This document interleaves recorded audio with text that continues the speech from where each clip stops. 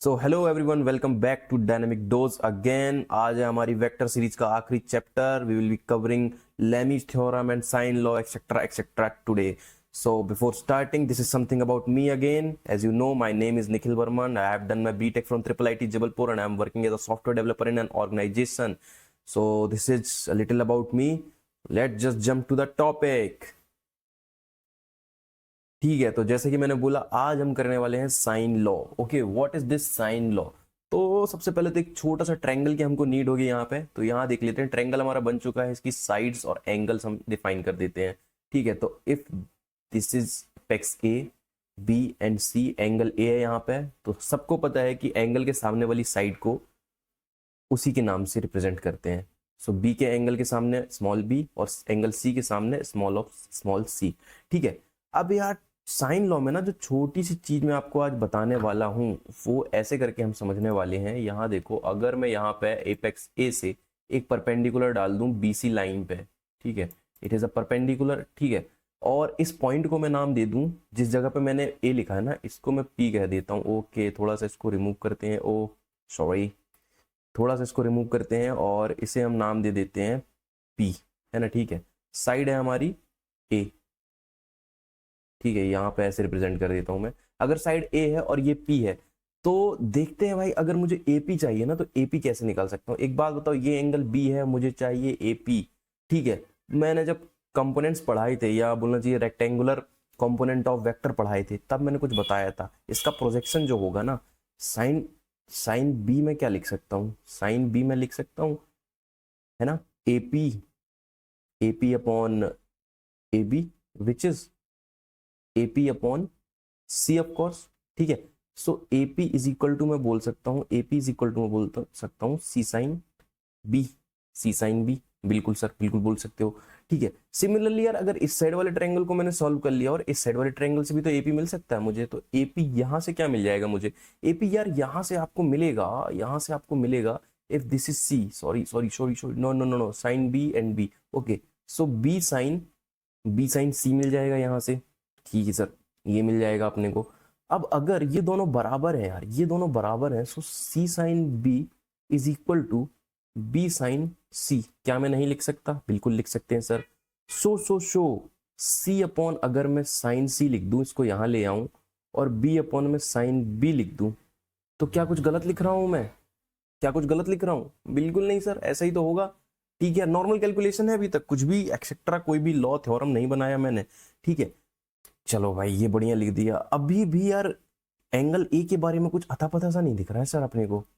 ठीक है, तो एंगल ए को पिक्चर में लाते हैं एक दूसरे कलर की लाइन खींच के। ठीक है, यहां से अगर मैं यहां पर डाल दूं, यहां से अगर मैं यहां पर डाल दूं, एक परपेंडिकुलर ये भी एक परपेंडिकुलर है। ठीक है, और इसको नाम दे दूं मैं डी। ठीक है, इसको नाम मैं दे दूं डी, और ये है बी, और बीडी निकालेंगे हम फिर से इसी तरीके से। अगर बीडी हम फिर से इसी तरीके से निकालने वाले हैं, तो एंगल ए और सी के बीच में आने वाला है। अगेन अगेन इसको आप इसी तरीके से सॉल्व करोगे ना, so you will be getting a, oh sorry, colour you will be getting. चलो यार, इसको सॉल्व कर ही देते हैं। ठीक है, तो अगर बीडी मेरे को चाहिए, तो यहाँ पे मैं लिख रहा हूँ वाइट वाइट वाइट, यहाँ लिखते हैं। ठीक है, बीडी अगर मुझे चाहिए, तो बीडी मैं बोल सकता हूँ ए बी और sine A, definitely sine A, क्योंकि sine A will be equal to B D upon A B. ठीक है, तो ए बी हमारा मल्टीप्लाई होकर इस साइड चला जाएगा। ठीक है, चलो यार, इसको भी क्लियर ही लिख देता हूं मैं, थोड़ा सा और आपके लिए बस।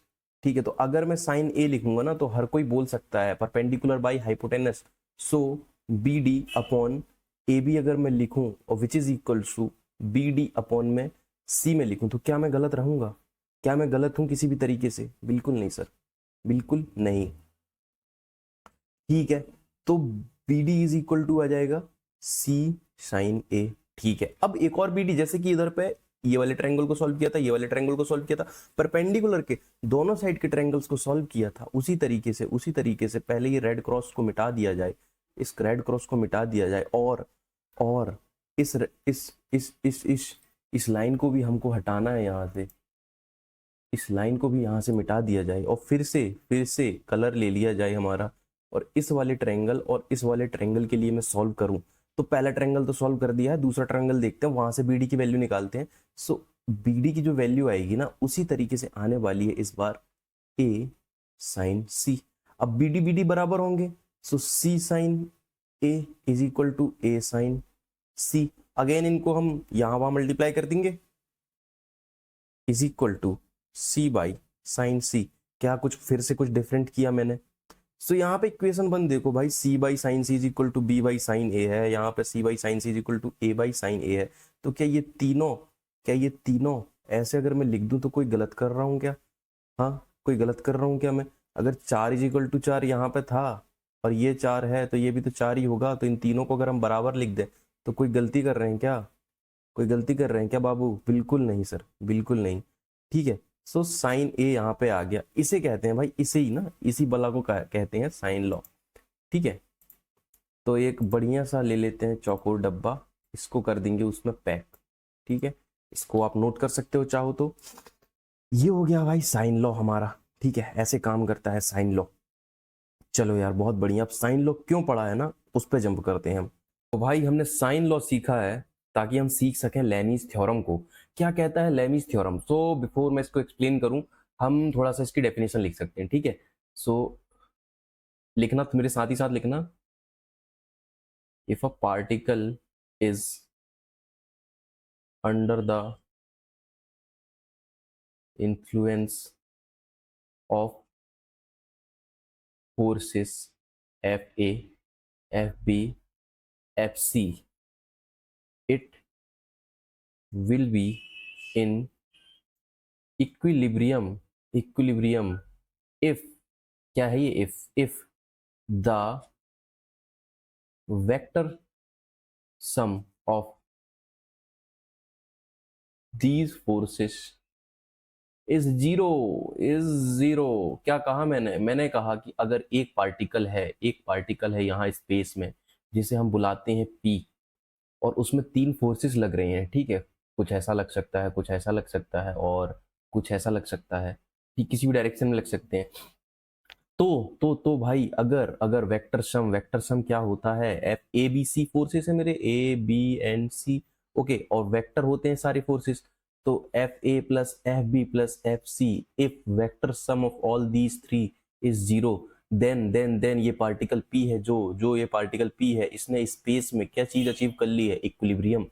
हर इंसान भाग कहाँ रहा है? इसी चीज को अचीव करने के लिए, इक्विलिब्रियम, स्थायित्व को अचीव कर लिया है इसने, अगर vector sum of all 3 forces on it is zero. ठीक है, तो ये है भाई स्टेटमेंट बहुत ही ज्यादा सिंपल है भाई। F A F B F C किसी पार्टिकल पी पे लग रही हैं, इन्फ्लुएंस में है वो पार्टिकल इन फोर्सेस के। अगर इनका वेक्टर सम, इन तीनों फोर्सेस का वेक्टर सम जीरो हो जाएगा तो ये पार्टिकल इक्विलिब्रियम में होएगा। इतना सा स्टेटमेंट इसका, समझते हैं इसको कैसे। ठीक है, अब ये ना ए बी और सी फोर्सेस है, उसको मैंने यहाँ पे देखो ऐसे करके बनाया हुआ है। ठीक है, ये ए है, ये बी है, ये सी है। क्यों बनाया है पता है? अब कोई ऐसा नहीं सोचेगा कि ये पार्टिकल पी यहाँ टंगा दिया है, इस पे ऐसे करके एक फोर्स लगाओ, एक फोर्स लगाओ, एक फोर्स, ऐसा बिल्कुल नहीं भाई। यहाँ पे मैंने इसलिए बनाया ताकि हम इनके बीच का एंगल निकाल सके। एंगल कैसे निकालते थे? टेल टू टेल कनेक्ट करते थे। तो टेल टू टेल कनेक्ट कर दिया मैंने ताकि इनके बीच का हमको एंगल मिल सके। ठीक है, तो ये देख लो एफ ए है, इसके सामने वाला एंगल अल्फा है, सिमिलरली बी के सामने बीटा है और सी के सामने गामा है। ठीक है, तो ये इनके बीच का एंगल है। यहाँ आओ भाई, अब मैंने जो बोला है ना वेक्टर सम, अब मैं फोर्सेस को ड्रॉ करता हूं as vector. So if this is a vector F A, ठीक है, फोर्स ए को रिप्रेजेंट कर रहा है जो ये वेक्टर, फोर्स बी को, और एफ सी वेक्टर ये है। ठीक है, तो आप देखो कि ये क्लोज लूप बना रहा है। जिस भी अगर किसी वेक्टर ना आपको 4 वेक्टर दे दे, 5 वेक्टर दे दे, अगर उन सबका ना वेक्टर सम अगर जीरो होता है ना तो क्लोज लूप बनाते हैं हमेशा। देखो ये क्लोज लूप बन रहा है ना, इनका कोई रिजल्टेंट नहीं निकल के आ रहा है। रिजल्टेंट कैसे निकल के आता है? जैसे देखो ये अगर मेरा वेक्टर ए होता, ये वेक्टर बी होता और ये मेरा वेक्टर सी होता। ठीक है, ए बी एंड सी यहाँ पे ड्रॉ कर दिया हूँ। उनका ना रिजल्टेंट निकल के आता है यहाँ से, ये इसको मैं बोलता रिजल्टेंट। तो मैं बोलता कि क्लोज लूप फॉर्म नहीं कर रहे हैं और भाई ये इक्विलिब्रियम में भी नहीं होता कोई पार्टिकल। ठीक है, लेकिन यहाँ पे देखो ए बी और सी तीनों ने मिलके क्या किया, यहाँ पे सी अगर यहाँ लाके जोड़ दिया जाए। ठीक है भाई, बहुत ही क्लीन तरीके से मैं समझाने की कोशिश कर रहा हूँ कि अगर यहाँ पे सी डायरेक्ट लाके जोड़ दिया जाए और ऊपर मिलने वाला ये रिजल्टेंट ही ना मिले, हमको रिजल्टेंट ही ना मिले, इसकी जगह क्या मिल गया हमको? जीरो मिल गया। अगर हमको जीरो मिल गया तो इन तीनों का जो सम है तो वो जीरो हो जाएगा। क्लोज लूप, जैसे ही क्लोज लूप फॉर्म करते हैं ना वेक्टर मिलके, ये देखो क्लोज लूप दिख रहा है, ठीक है, मस्त सा क्लोज लूप फॉर्म करते हैं तो वेक्टर सम जीरो हो जाता है, ऑटोमेटिकली वेक्टर सम जीरो हो जाता है। आपको कभी ऐसा कोई डायग्राम मिल जाए ना भाई कि जहाँ पे क्लोज लूप बना हुआ हो, क्लोज लूप अगर कहीं पे बना हुआ हो, सीधे बोल देना भाई इनका, और कोई पूछ ले इसका वेक्टर सम क्या है, रिजल्टेंट क्या आने वाला, बोल देना भाई रिजल्टेंट कुछ नहीं, जीरो वेक्टर आने वाला है, नल वेक्टर आने वाला है। ठीक है, तो वेक्टर ए बी सी यहाँ पे अरेंज कर दिया। थोड़ी सी एंगल बाजी देख लेते हैं भाई कैसे हो रही है। ठीक है, यहाँ पे भाई एंगल अल्फा बन रहा है मेरा, ठीक है, बिल्कुल एंगल अल्फा बन रहा है। इस जगह पे एंगल बीटा बन रहा है मेरा, बिल्कुल सेम टू सेम रेप्लिकेट कर रहा हूँ भाई। यहाँ देखो ये सी और ए है ना, तो यहाँ पे वेक्टर ए जा रहा है और यहाँ नीचे की डायरेक्शन में वेक्टर सी आ रहा है मेरा, तो उनके बीच में ये बन रहा था। यहाँ पे देखो बी और सी, तो वेक्टर सी ए है मेरा यहाँ इस डायरेक्शन में, और ये वेक्टर बी यहाँ पे इन दोनों के बीच में अल्फा। सिमिलरली यहाँ पे भाई गामा बन रहा है, गामा किसके बीच में बन रहा है, बी और ए, तो बी वेक्टर ये चला गया, ए वेक्टर ये आ गया, ठीक है, ये बन गया गामा। ठीक है, फालतू फालतू चीजों को मिटा दो क्योंकि यहाँ बहुत कैलकुलेशन होने वाली है अभी। ठीक है भाई, ये हो गया। अब यार सर ये ए बी सी हो गया है। अब इन एपेक्स को अगर मैं कुछ नाम दे दूं, जैसे कि मैं इसको ए बोल दूं, ठीक है, इसको ए बोलना क्या सही रहेगा मेरे लिए, इसको क्या ए बोलना मेरे लिए सही रहेगा यार, देखते हैं थोड़ा सा। और इसको मैं बी बोल दूं और इसको मैं सी बोल दूं, तो क्या कोई बुराई है? नहीं सर, क्यों, आपसे कैसी बुराई हो जाएगी मेरी? ठीक है यार, तो वेक्टर इस इस एपेक्स को, तो यहाँ जो एंगल आएगा, एंगल हो जाएगा ए मेरा, ठीक है, यहाँ जो एंगल आएगा ये हो जाएगा बी मेरा, और यहाँ जो एंगल आएगा ये हो जाएगा सी मेरा। ठीक है, अभी मैंने पहले बताया था कि उस एंगल के सामने ना उसी नाम वाली साइड को लेते हैं। जब ट्रायंगल हम ड्रॉ करते हैं ना, देखो ट्रायंगल कहाँ गया मेरा, ट्रायंगल में मैंने बताया था कि इस अगर ए एंगल है तो उसके सामने की जो साइड होगी वो भी ए होगी। वैसा ही कुछ यहाँ भी फॉलो करते हैं। अगर ए यहाँ पे ये एंगल है ना, तो उसके सामने वाला जो फोर्स है एफ ए है, ठीक है, ये एफ है, ये वाली जो लाइन है ना किसको रिप्रेजेंट कर रही है, एफ ए को रिप्रेजेंट कर रही है। ठीक है, अब ट्रायंगल लॉ हमने पढ़ा था, क्लोज ट्रायंगल में सर कुछ ऐसा तो लिखा था हमने, अगर ए बाई साइन साइन ए जो सामने है, तो मेरे पास यहाँ पे एफ ए है अगर मेरे सामने की साइड ट्रायंगल की, तो एफ ए अपॉन में साइन ए लिख दूं तो क्या कोई बुराई है, is equal to F B, B कौन सा है, ये वाला बी है, इसके सामने साइन बी लिख दूं मैं क्या, तो कोई बुराई है। सी कौन सा है साइड, सी, सी के सामने कौन सा है, एंगल सी, तो एफ सी के सामने एंगल सी लिख दूं तो क्या कोई बुराई है? सर बिल्कुल नहीं है, कैसे बुराई हो सकती है? लेकिन सर हमको तो अल्फा बीटा गामा ऐसे करके निकाला था, टेल टू टेल कनेक्ट करके, ये एबीसी आ गए, अब एबीसी भी कहाँ से लेके आएंगे? लेके आएंगे यार, बिल्कुल लेके आएंगे, क्यों नहीं लेके आएंगे। थोड़ी सा कलर तो चेंज कर लेने दो यार, रंग तो बदल लेने दो हमको भी अपने, है ना। अब एक बात बताओ, ये जो एंगल है ना, ये यहाँ पे एंगल है, ये मेरा 180 डिग्री का है, 180 डिग्री का, इतना पार्ट अगर बीटा है तो इतने पार्ट को क्या बोल दूंगा मैं, बी इज इक्वल टू, अगर मैं 180 माइनस बीटा बोल रहा हूँ तो क्या कुछ गलत बोल रहा हूँ? ये पूरा एंगल, ये पूरा एंगल 180, 180 में से इतना पार्ट, रेड वाला पार्ट जो मैं अभी ड्रॉ कर रहा हूँ, ये मेरा बीटा है, तो बचा हुआ पार्ट क्या हो जाएगा, 180 माइनस बीटा। बिल्कुल, ए वाला ए क्या आ जाएगा फिर, 180 माइनस अल्फा, सी क्या आ जाएगा फिर मेरा, 180 माइनस गामा, ऑफ कोर्स यहाँ पे देख लो। ठीक है, तो इसको इक्विवेलेंट लिखते हैं, एफ ऑफ ए अपॉन में साइन ऑफ 180 माइनस अल्फा अगर मैं लिख दूं, is equal to F B upon में साइन ऑफ 180 माइनस बीटा अगर मैं लिख दूं, इज इक्वल टू में एफ सी अपॉन में साइन 180 माइनस गामा अगर मैं लिख लूं, तो क्या कुछ गलत लिख रहा हूं क्या? नहीं सर, कैसे गलत लिख रहे हो आप? चलो भाई ये लिख दिया। अब एक बात बताओ, एएसटीसी का रूल बता चुका था यार, फिर से बिल्कुल नहीं बताऊंगा मैं। एएसटीसी एक मेरे लेक्चर में मैंने शायद फर्स्ट या सेकंड में पढ़ाया है, उसको देख लेना आप, ठीक है। तो एफ ए अपॉन में साइन 180 माइनस अल्फा क्या होता है, sine 180 minus alpha sine alpha, sine alpha होता है 180 minus alpha ASTC, sine 180 minus beta sine beta, sine 180 minus gamma sine gamma. तो अगर मैं यहाँ पे अगेन एफ ए अपॉन में sine alpha is equal to F B upon में sine beta is equal to F C upon में sign gamma लिख दूं, और फिर एक और चीज बची हुई है अभी, और फिर क्या बचा हुआ है सर, एक पीले कलर के डिब्बे में इसे पैक कर दूं। ओ, डिब्बा थोड़ा सा छोटा बन गया। इस पीले कलर के डिब्बे में इसे पैक कर दूं और इसे बोल दूं यही है लेमीज इक्वेशन, तो क्या कुछ गलत होगा? बिल्कुल नहीं भाई, यही है लेमीज थ्योरम। कहाँ से आए, फिर से एक बार रिपीट मार रहा हूँ, ठीक है। एक पार्टिकल है, वो तीन फोर्सेस के इन्फ्लुएंस में है, और अगर उन तीन फोर्सेस का वेक्टर सम जीरो हो जाता है तो पार्टिकल इक्विलिब्रियम में होता है। यहाँ पे हमने पार्टिकल पे तीन फोर्स लगाए, टेल टू टेल कनेक्ट करके एंगल निकाला, फिर असल में उन वेक्टर्स को ड्रॉ किया और देखा कि ट्रायंगल तो क्लोज है।